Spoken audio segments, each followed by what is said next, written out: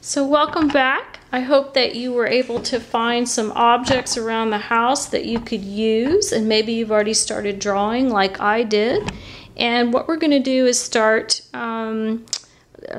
discovering all the different rules and guidelines of setting up a great composition.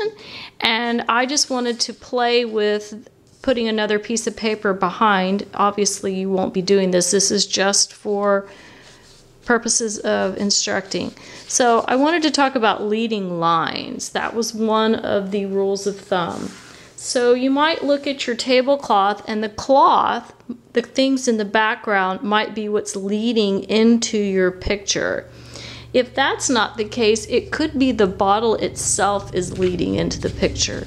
So if this vessel right here, this glass vessel, leads my eye, it could be way up and pushed and at the edge of my paper, and that might really lend itself to leading my eye into the composition. Now when I put these other objects kind of in line with that, I've created this L shape, and that was one of the other suggestions of good design. You're just playing interior designer really, and what looks good together.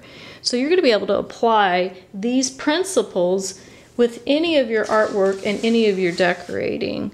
So if it wasn't the background of the folds leading you in, it could be the object leading you in that's really tall and leading you in. It could be that it's a knife or some type of tool or spoon that's coming into the page leading me in.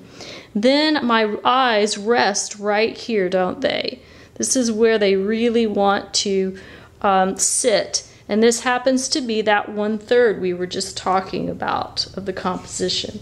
Do you see, if I were to put my little imaginary grid on there, I would definitely have my L shape and my horizon line. Horizon line is just where the ground meets the wall, or in this case the table meets the wall.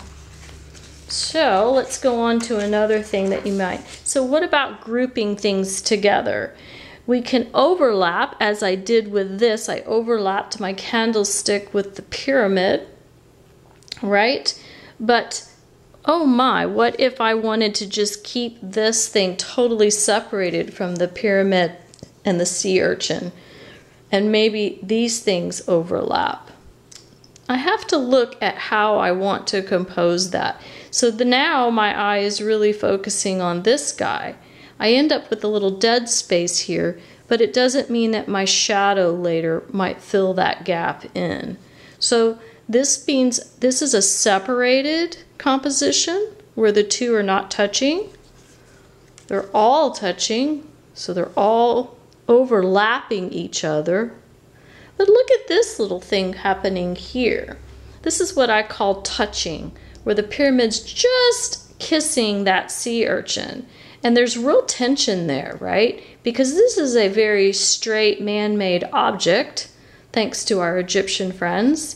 And then we have a natural object like a sea urchin. Yes, they don't go together, but that's not the point. The point being that I wanted to just show you that there is a little point there, that there's this tension, that they're actually touching, and he's like, "Oh, I don't want to touch you, Mr. Sea Urchin." So that's kind of that little exercise. So think about how you want to group.